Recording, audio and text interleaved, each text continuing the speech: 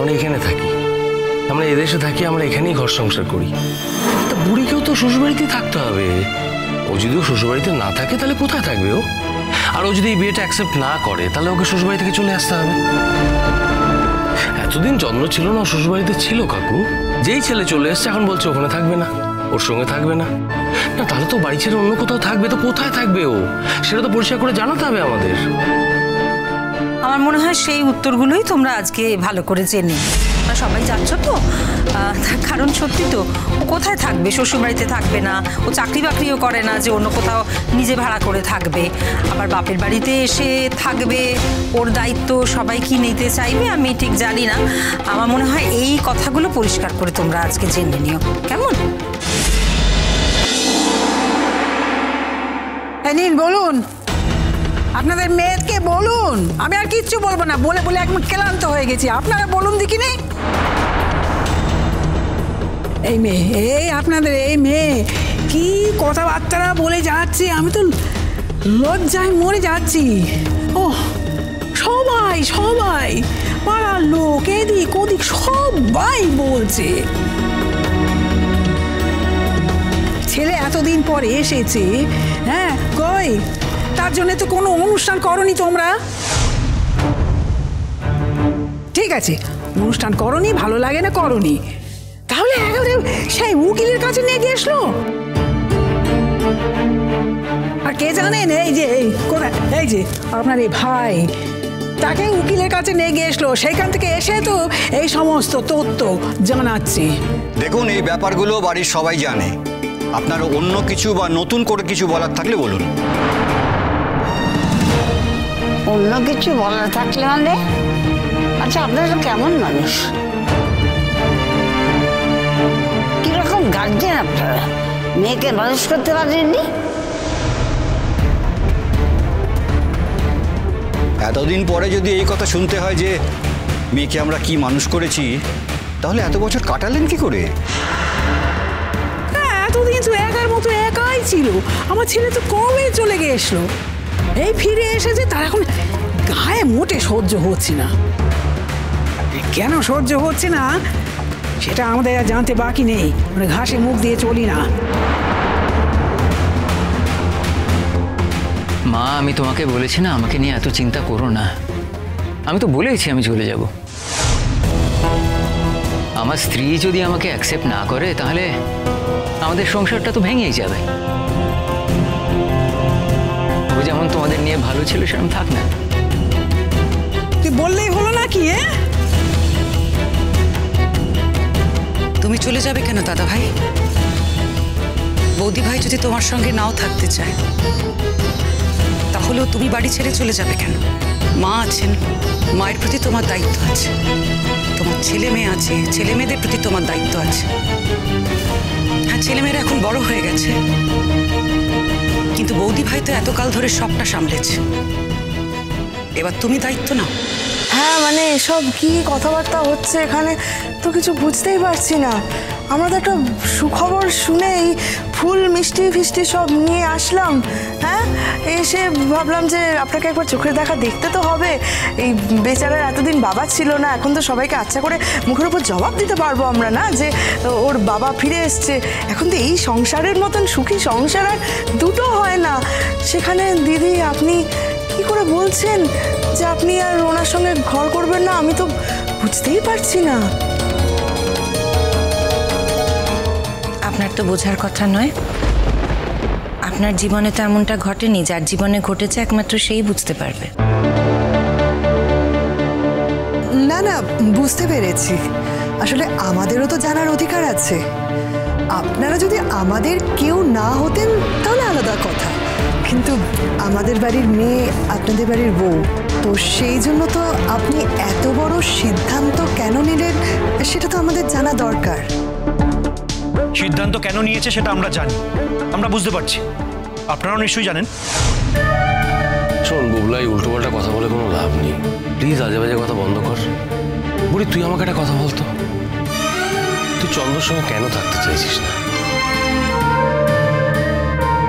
আমাকে সত্যি কথা বলবি, কেন থাকতে চাইছিস না তুই চন্দ্রর সঙ্গে? ওই যে বললাম এতদিন একা থেকে অভ্যেস হয়ে গেছে। এখন আর নতুন করে আমি কারোর সঙ্গে কোনো বন্ধনে জড়াতে চাই না। বন্ধনে জড়াতে চাও না, না বাবার সঙ্গে বন্ধনে জড়াতে চাও না?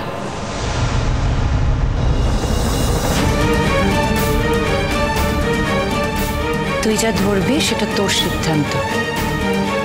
আমাকে যে উত্তর দিতে হবে তার তো কোনো বাধ্যবাধকতা নেই।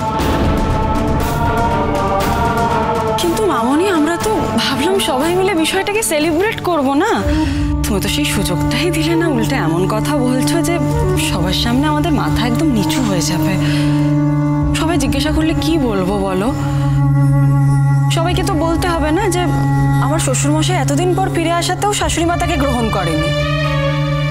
তোমাকে এসব বলার দায়িত্ব কে নিতে বলেছে বর্ষাদি? আমি তো সেটাই বুঝতে পারছি না। মানে তোমার জীবনেও তো অনেক কিছু ঘটে গেছে। তোমার জীবনে যা যা ঘটেছে তারপরে তো বুবলাইদাও ডিসিশন নিয়েছিল যে তোমার সাথে আর থাকবে না,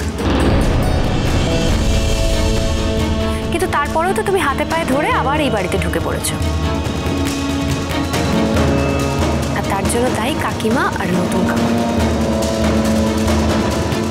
নতুন কাকুর তো অনেক ভূমিকা ছিল এই ব্যাপারে।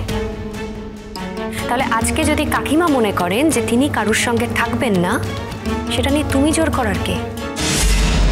মিটিল, বর্ষার একটা গ্রাউন্ড ছিল, আর সব থেকে বড় কথা এই প্রসঙ্গটা এখন এখানে ওঠানোর কোনো দরকারই ছিল না।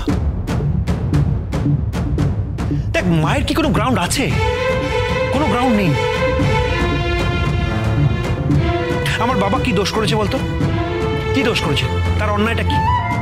একটা লোক এতদিন হোমে ছিল, অসুস্থ ছিল, তার স্মৃতি ছিল না। তিনি বাড়ি ছাড়া, সংসার ছাড়া, তার মাকে ছাড়া, আত্মীয় স্বজন ছাড়া সবাইকে ছেড়েছিল। কত কষ্টে ছিল বলতো? আজ যখন ফিরে এসছে, আমরা সবাই তাকে অ্যাকসেপ্ট করছি, সবাই তাকে গ্রহণ করছি, কিন্তু মা তাকে গ্রহণ করতে পারছে না, তাকে অ্যাকসেপ্ট করতে পারছে না। কেন? কেন বলতে পারিস? আমি কাকিমার হয়ে উত্তরটা দিয়ে দিচ্ছি। উনি অ্যাকসেপ্ট করবেন না, তার কারণটা হলো এই বাড়ির বাকিরা সবাই তার ছেলে মেয়ে, তার পরিবারের লোক। কেউ তার বোন, কেউ তার ছেলে, কেউ তার মা, কিন্তু কাকিমা তার স্ত্রী। শোনো বুবলাইদা, ডিভোর্সটা কিন্তু শুধুমাত্র স্বামী স্ত্রীর মধ্যেই হয়। মায়ের সঙ্গে ছেলের কিন্তু কখনো ডিভোর্স হয় না। তেমনি বাবা আর ছেলের মধ্যেও কিন্তু ডিভোর্স হয় না। মেয়ে আর বাবার মধ্যেও কিন্তু ডিভোর্স হয় না। ডিভোর্সটা হয় একমাত্র স্বামী স্ত্রীর মধ্যে। কাকিমা যদি মনে করে থাকেন যে যে মানুষটা এত বছর আগে চলে গেছিলেন আর যে মানুষটা আজকের দিনে ফিরে এসেছেন, সেই দুটো মানুষ এক হলেও এক নয়। তাদের মধ্যে অনেক পার্থক্য ঘটে গেছে। কাকিমা যদি মনে করে থাকেন যে সেদিনের কাকিমার সঙ্গে আজকের কাকিমার অনেক বদল ঘটে গেছে, কাকিমা তো আর সেদিনের সে বয়সে পড়ে নেই।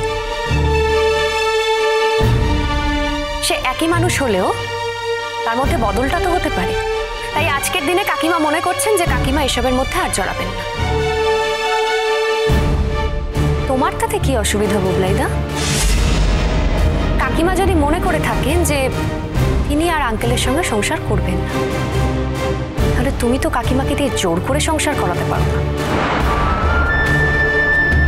ইনফ্যাক্ট এটা তো তোমার রাইটই না।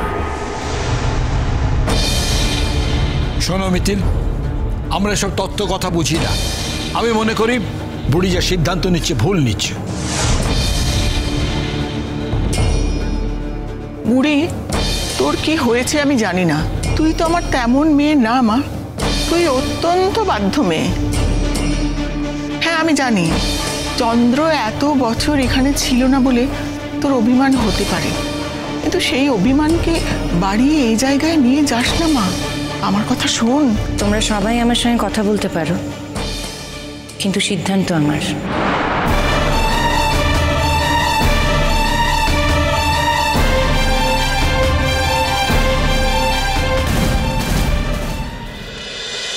চিরসখা হে